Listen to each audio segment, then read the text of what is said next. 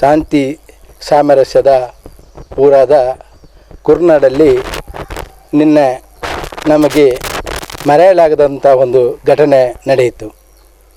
ಸರಿಸುಮಾರು 12:30ಕ್ಕೆ ನಮ್ಮ ಕುರ್ನಾಡ ಪರಿಸರದಲ್ಲಿ 3 ಹುಡುಗರು ಬಂದು ಮಾರಕ ಆಯುಧಗಳನ್ನು ಹಿಡಿದು ಪಾಕಿಸ್ತಾನಕ್ಕೆ ಧಿಕ್ಕಾರ ಮುಂತಾದ ಅವ್ಯಾಚ ಶಬ್ದಗಳಿಂದ ನಮ್ಮ ಊರಿನ ಶಾಂತಿಯನ್ನು ಕದಡಲು ಬಯಸಿದಂತಹ 3 ಹುಡುಗರನ್ನು ನಿನ್ನೆ ಕೊಣಾಜೆ ಠಾಣಾ ಪೊಲೀಸ್ ಇಲಾಖೆಯವರು ಮತ್ತು ನಮ್ಮ ಅವರ ಸಹಕಾರದಿಂದ ಅವರನ್ನು ರಾತ್ರಿಯೇ ಬಂಧಿಸಲಾಗಿತ್ತು.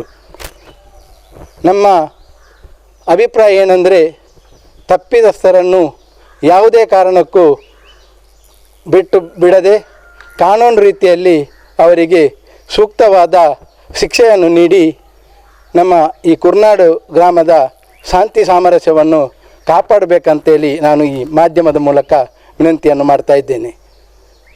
ಮಸೀದಿಗೆ ಬಂದು ಮಸೀದಿಯ ಧರ್ಮಗುರುಗಳನ್ನು ಅವ್ಯಾಪ್ತ ಶಬ್ದಗಳಿಂದ ಬೈದು ಮಸೀದಿಯ ಸೊತ್ತುಗಳನ್ನು ಹಾನಿ ಮಾಡಿದಂತಹ ಈ ದುಷ್ಟರಿಗೆ ದೇವರು ಶಿಕ್ಷೆಯನ್ನು ನೀಡಲಿ ಅಂತ ನಾನು ಬೇಡ್ತಾ, ನಿಮ್ಮ ಸಹಕಾರವನ್ನು ಬೇಡ್ತಾ ನನ್ನ 2 ಮಾತನ್ನು ಮುಗಿಸ್ತೀನಿ.